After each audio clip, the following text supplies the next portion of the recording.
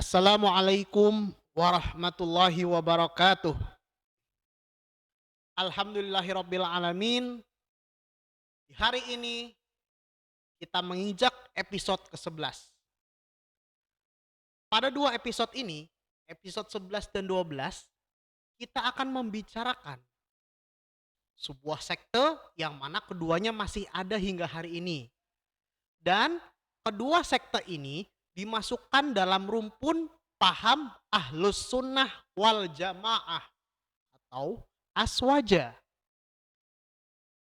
Oke, di episode 11 ini kembali saya akan menyampaikan kepada pemirsa sekalian sebuah sekte yang mana sekte ini masih lestari dan berkembang hingga kita sekarang. Dan sekte ini dianut oleh sebagian besar kaum muslimin di dunia, termasuk kita sebagai kaum muslim Indonesia dan Nusantara. Apakah itu?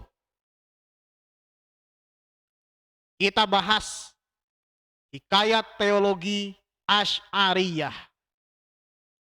Mari kita awali dengan basmalah. Bismillahirrahmanirrahim. Asy'ariyah. What is that? Paham ini dipelopori oleh Abul Hasan al-Asy'ari. Nama lengkapnya Ali bin Ismail bin Ishaq bin Salim bin Abdullah bin Musa bin Abu Burdah bin Abu Musa al-Asy'ari. Kalau melihat dari segi nasabnya, beliau merupakan keturunan dari sahabat Abu Musa al-Asy'ari radhiyallahu anhu.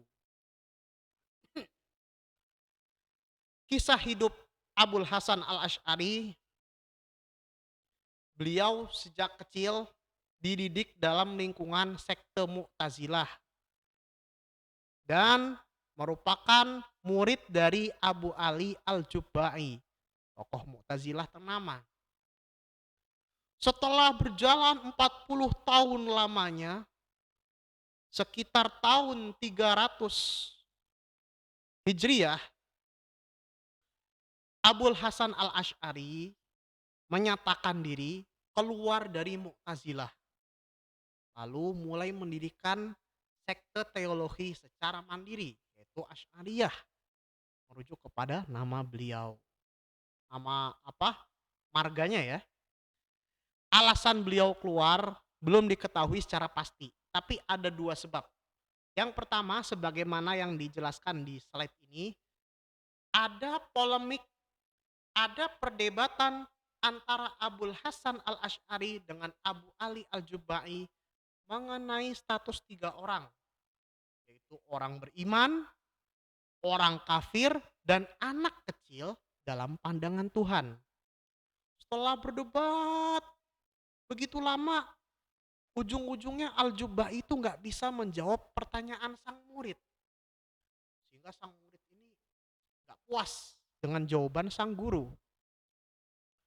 Lalu ketika itu di Masjid Basrah, beliau pun mengumumkan kepada masyarakat dalam khutbahnya bahwa ia keluar dari paham Mu'tazilah sebagaimana ia melepas jubahnya, lalu ia melemparkan jubah itu. Itu adalah simbol bahwasanya dia benar-benar keluar dari paham Mu'tazilah. Tapi di sisi lain ada sebuah riwayat yang menyatakan ketika itu Abul Hasan mimpi. Dia tidur, di tengah tidurnya ada sebuah mimpi. Dia bertemu dengan Rasulullah Shallallahu Alaihi Wasallam. Ketika itu Nabi Muhammad menjelaskan kepada Abul Hasan dalam mimpinya bahwasanya paham yang selama ini kamu anut, paham yang selama ini kamu pelajari dan kamu pahami dan kamu hayati itu keliru. Terus yang benar gimana? Yang benar itu para ahlul hadis. Karena itu juga Abul Hasan al-Asy'ari mundur dari paham Mu'tazilah. Nah, terus Teologi ini berkembang sebagai paham yang banyak melakukan kontra narasi terhadap Mu'tazilah, walaupun nanti ada beberapa tokohnya yang juga masih mirip pandangan dengan Mu'tazilah. Tapi secara kelembagaan beda. Kelompok ini terus berkembang hingga masa hidup kita sekarang. Yang mana dalam 2 episode ini kita akan membahas mengenai paham Ahlus Sunnah wal Jamaah, salah satunya Asy'ari. Nah, termasuk kita kaum muslim Indonesia kebanyakan secara akidah menganut paham Asy'ariyah. Baik, next. Nah, ini tokoh-tokohnya.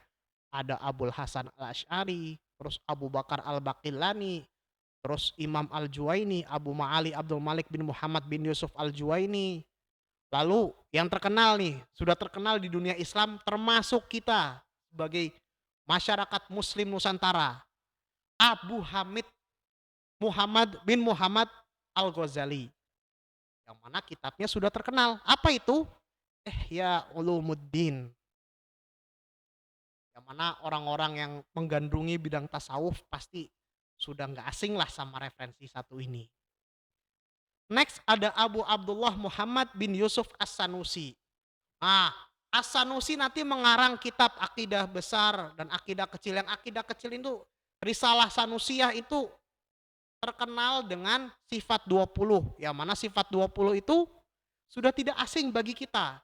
Kalau teman-teman yang di pondok atau di masyarakat ya, sering kan kita dengar wujud, kidam, bako, mukhalafatulil hawadithi, qiyamuhu binafsihi, wahdaniyah, qudrah, iradah, ilmun hayah, dan sebagainya. Sifat 20 itu merupakan hasil pandangan dari Muhammad bin Yusuf As-Sanusi.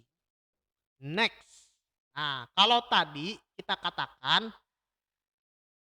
Asy'ariyah ini merupakan kontra narasi terhadap Mu'tazilah. Apa sih kontra narasinya? Di sini kita lihat. Pertama, Tuhan dapat dilihat secara langsung tanpa ada halangan. Sedangkan kalau paham Mu'tazilah dan paham sebelumnya kan Tuhan itu nggak bisa dilihat. Meskipun kita di sorga ya tetap nggak bisa dilihat. Siapa kita gitu loh. Nah gitu bahasa gampangnya. Yang kedua, Al-Quran Qadim. Al-Quran itu Qadim, sudah ada sejak dahulu kala. Walaupun sebelum dibukukan secara resmi, ya seperti ini, sebelum menjadi seperti ini, Al-Quran itu sudah ada. Meskipun bila sautin wala harfin. Tanpa huruf dan tanpa suara. Itu paham Asy'ariyah memahami Al-Quran Qadim, tidak seperti Mu'tazilah lawannya. Next, Tuhan berkuasa mutlak. Tiada sesuatu yang dapat mewajibkan Tuhan. Gusti Allah itu mutlak. Kita nggak bisa nyuruh-nyuruh Gusti Allah, ngatur-ngatur Gusti Allah itu nggak bisa. Itu sudah, kalau menurut Mu'tazilah itu sudah pasti. Maaf, menurut Asy'ariyah itu sudah pasti. Gusti Pangeran, Gusti Allah mutlak, berkuasa mutlak. Next, kontra terhadap manzilah baina manzilatain. Kalau misalnya orang muslim tapi dia melakukan perbuatan dosa besar, bunuh orang, begal, rampok dan sebagainya, dia bukan berada di dua posisi, tapi dia itu fasik. Muslim tetap muslim tapi fasik orang ini. Itu loh. Tuhan memiliki sifat pengetahuan itu adalah sifat Tuhan. Nah, kalau orang Mu'tazilah nggak percaya yang namanya sifat. Pengetahuan adalah zatnya. Di sini kontra narasinya. Tuhan memiliki sifat. Pengetahuan, ilmun itu sifat Tuhan. Lalu perbuatan manusia diciptakan oleh Tuhan. Di sini ada namanya teori Al-Kasab. Nah, perbuatan manusia diciptakan Tuhan, tapi manusia tetaplah bisa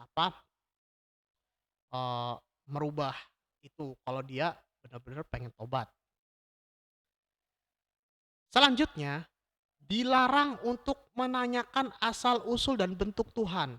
Nah, kalau dalam aliran Asy'ariyah nggak boleh misalkan kita berpikir, Gusti Allah, Gusti Pangeran, siapa sih dia? Bentuknya tuh kayak apa sih? Asalnya Gusti Allah tuh dari mana? Ini nggak boleh untuk berpikir demikian. Yang penting uh, kita itu berpikir bukan bentuk Tuhan tapi bentuk ciptaannya.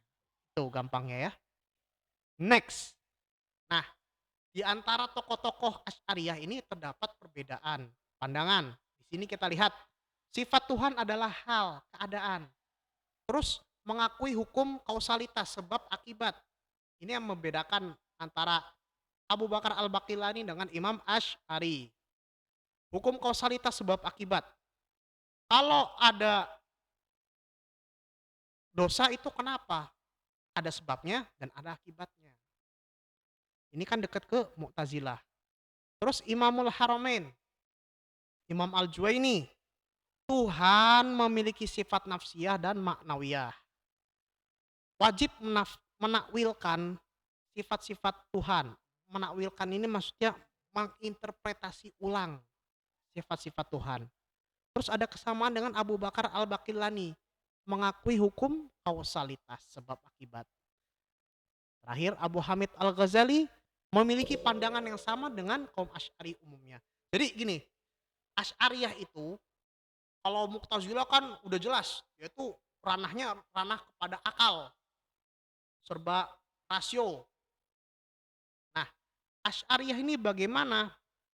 Dia itu ingin memadukan antara akal dengan wahyu, memadukan, mensinkronkan antara akal dengan wahyu dalam pemahaman keagamaan. Walaupun porsinya lebih besar yang wahyu, lebih mendahulukan wahyu daripada akal. Nah, ini. Jadi ada unsur Mu'tazilahnya, tapi ada unsur uh, Jabariyahnya ada. Gitu. Referensinya apa? Ini, tapi saya lupa satu hal yang harus kita tahu, yaitu referensi utama dari Abul Hasan Al-Asy'ari adalah Al-Ibanah min Usulid Diyanah. Itu karya beliau. Selanjutnya karya dari para tokoh-tokoh Asy'ariyah. Ihya Ulumuddin, karya Imam Al-Ghazali, Ummul Barahin, terus Aqidah Ahlut Tauhid. Itu karya dari Imam Sanusi. Baik, kurang lebihnya mohon maaf. Ini referensi-referensinya. Bagi teman-teman yang masih kurang puas dengan penjelasan saya, silahkan baca-baca kembali buku-buku yang ada di daftar pustaka. Oke, kita tutup pertemuan ini dengan hamdalah alhamdulillahirabbil alamin, dan kita bertemu di episode selanjutnya. Billahi taufik wal hidayah. Wassalamualaikum warahmatullahi wabarakatuh.